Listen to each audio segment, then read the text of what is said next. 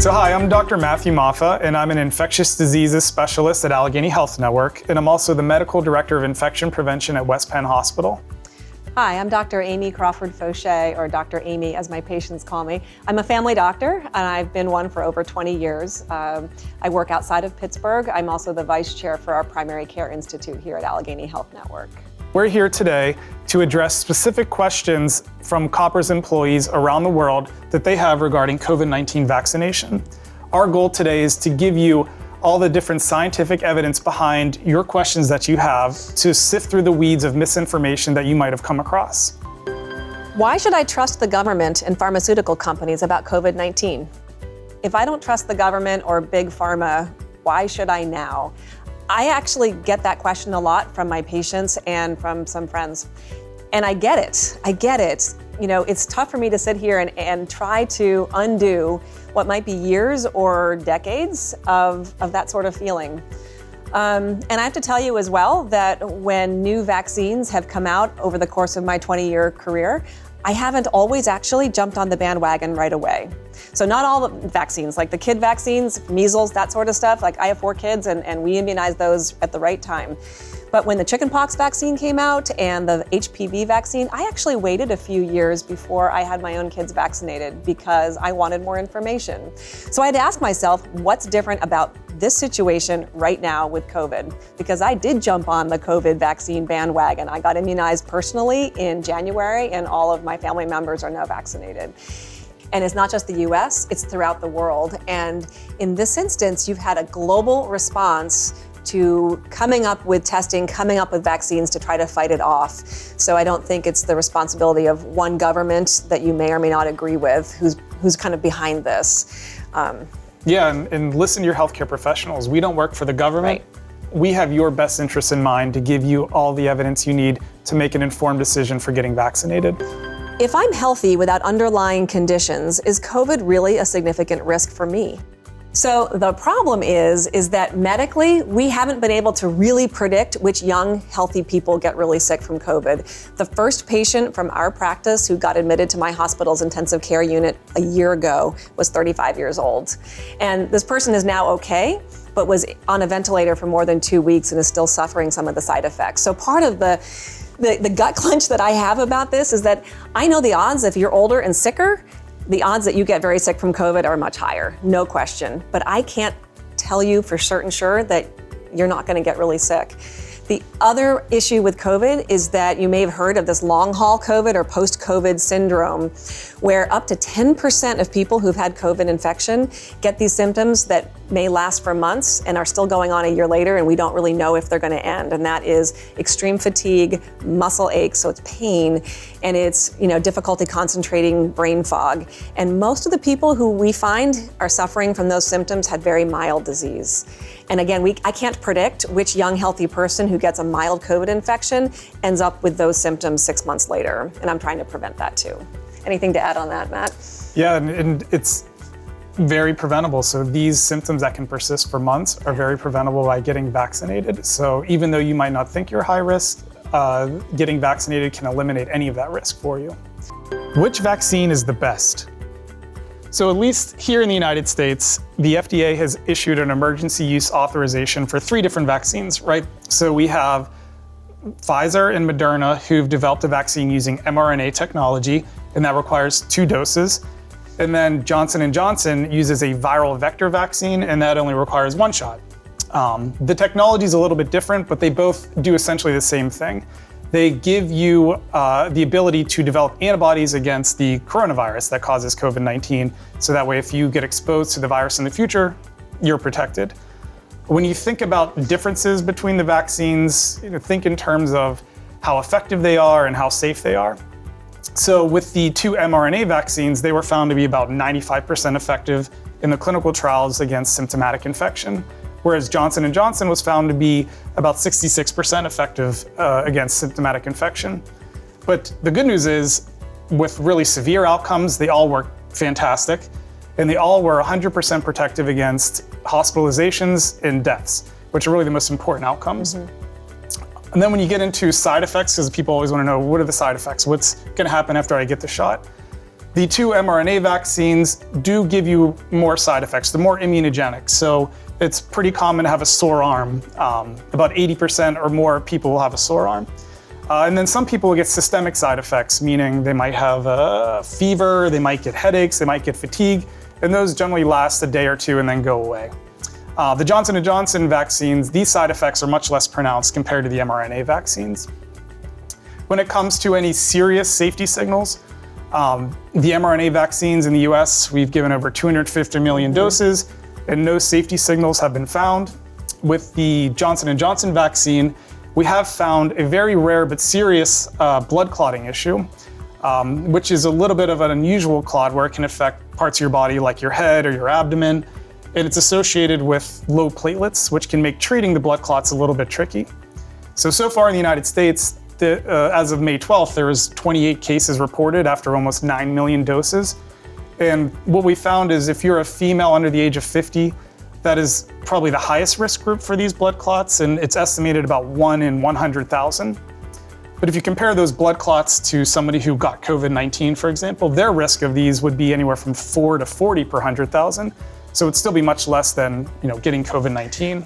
And I would also say that the risks that women have of getting blood clots from pregnancy or birth control pills is actually both much higher than this risk. So we're not downplaying it, but just to try to put it in context. In perspective, they are very, very rare effects. And I think also similarly with the AstraZeneca, they've had similar kinds of clots, but also very, very rarely. Yeah, so at least, if getting back to the Johnson & Johnson side, if you're a male of any age or a female over 50, that risk is maybe 1 in a million. So it's much, much less common in those age groups.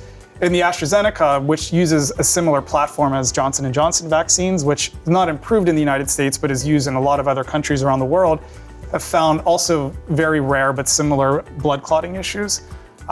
So when you get back to what vaccine is the best, it really depends on your situation with, here in the United States, earlier this year, whenever vaccine supply was low and transmission was high, the answer was get the first vaccine available to you.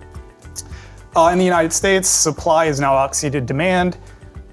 We can be a little bit more nuanced and balance risks. So say if you were a female under 50, it would be completely reasonable to say, hey, I want to get an mRNA vaccine. I just want to have zero risk completely at all. Which is different than assessing risk if you're someone who's in a different country than the United States. So you want to keep in mind, do I want to get these vaccines, like the AstraZeneca vaccine, if I'm in a country that's approved that? What is my risk of getting COVID there? What are the transmission rates are like? Would it be more detrimental to wait for a different vaccine, like an mRNA vaccine? These are all individual decisions that your local healthcare providers can help you make.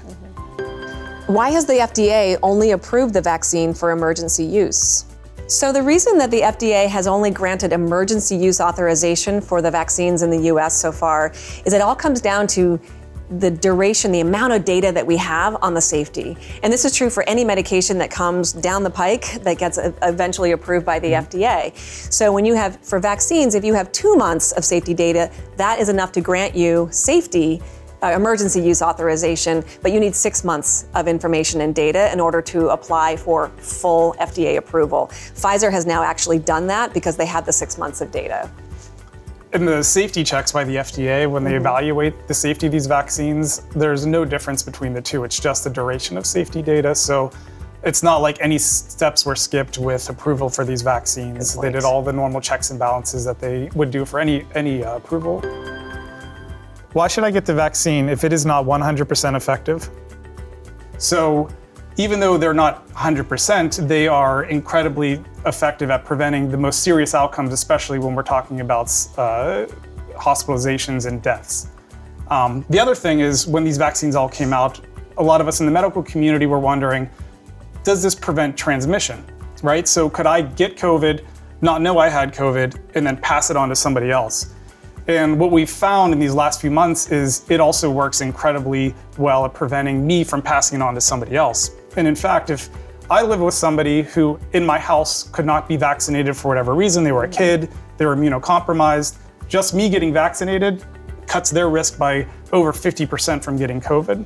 So all these reasons are why in the US, the CDC just came out and said, once you're vaccinated, you don't need to wear a mask because we know it only protects you, but it protects other people around you. So, and this feels so nice to be talking to somebody else without a mask on. Yeah, this it feels is probably the strange, first time. exactly, but it feels so normal.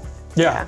So why would you want to be vaccinated even if it's not 100%? Well, you're protecting yourself significantly. You're protecting yourself against severe disease in case you do happen to be unlucky enough to get COVID. You're preventing transmission to your neighbor, which is really what we need to end this pandemic. Do I need the vaccine if I've already had COVID-19? So if you've had COVID, you get the vaccine, your immune system gets a robust boost. We actually get antibody levels that are higher than people that have never had COVID and just got vaccinated. So you have even higher protection than somebody who just got the vaccines without ever having prior infection. And it's also been shown to be very safe in these trials where it's been done. So it actually augments your natural protection. Exactly. Makes you extra protected. Extra protective. Yeah.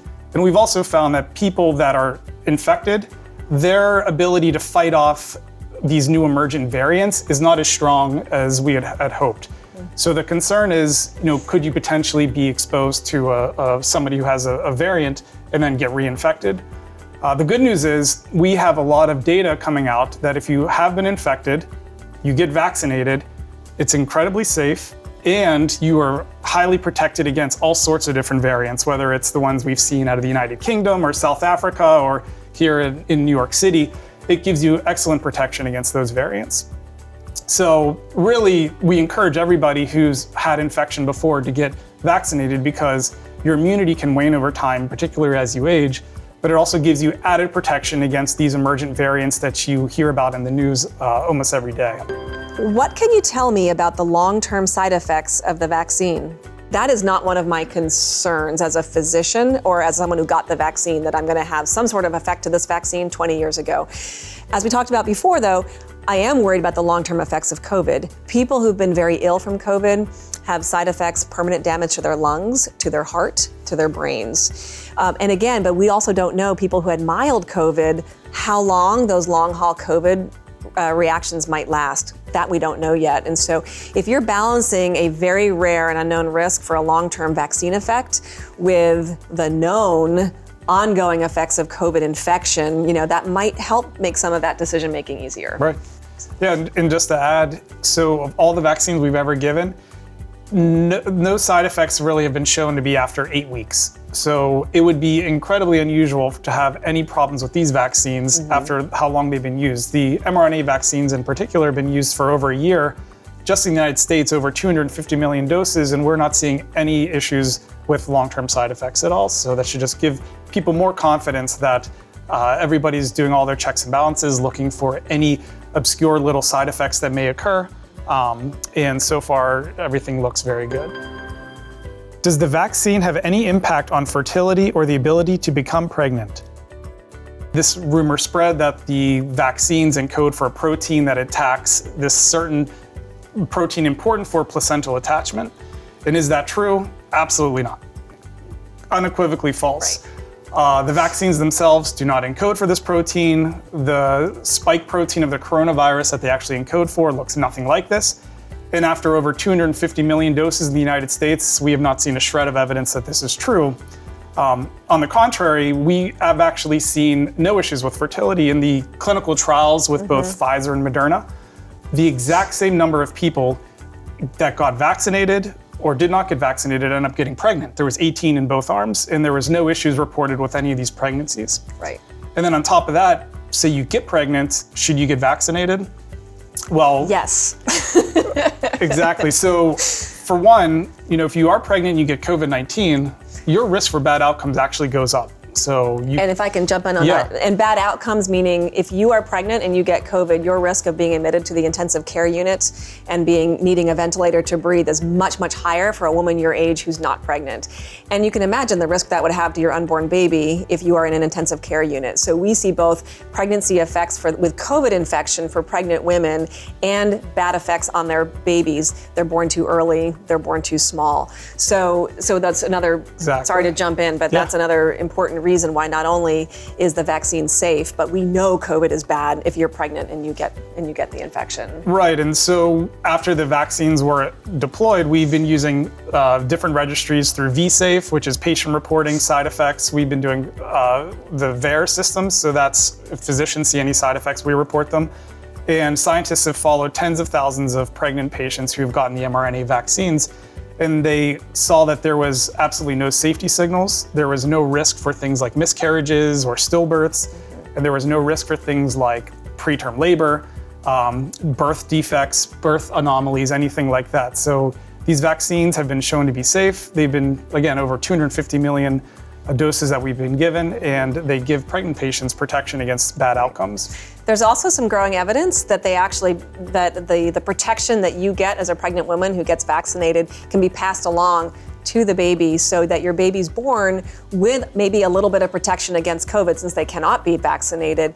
And because my patients also ask if it's safe in breastfeeding, and the answer is yes, it's safe. And you might also be able to pass some of that protection through in the breast milk. So that's another way to protect your baby and help keep them healthy. Will I have to get another dose of the vaccine at some point? And if so, why? The answer is we don't know.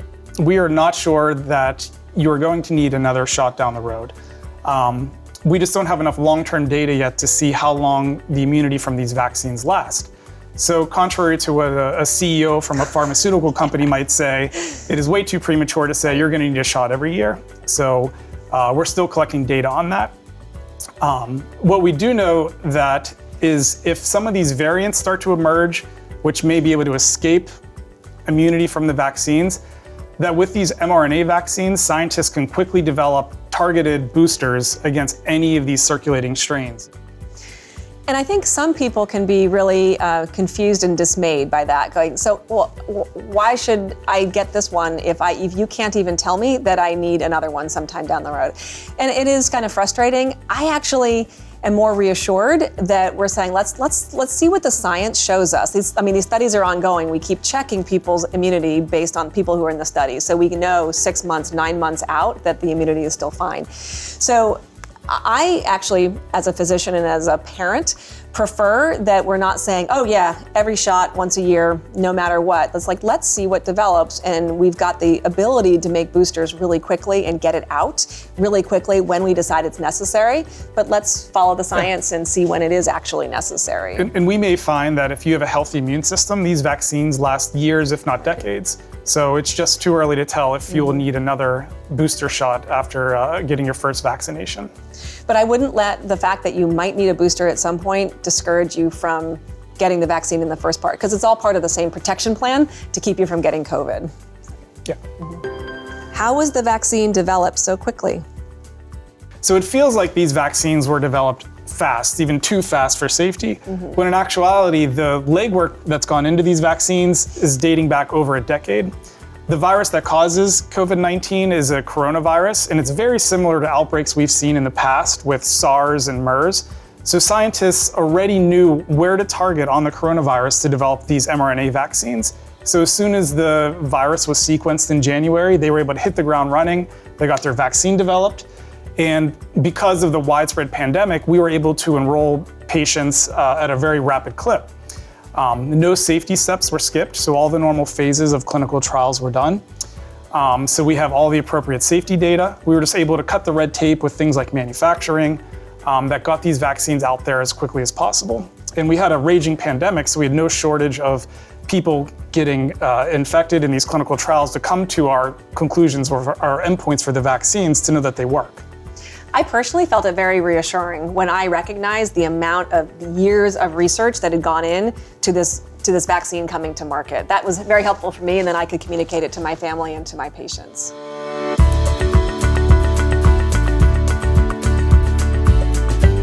Matt and I really hope this has been helpful and informative for you. As doctors, we recognize that the choice to get immunized is yours, and that this information can help you make the right decision for you, your family, and your loved ones.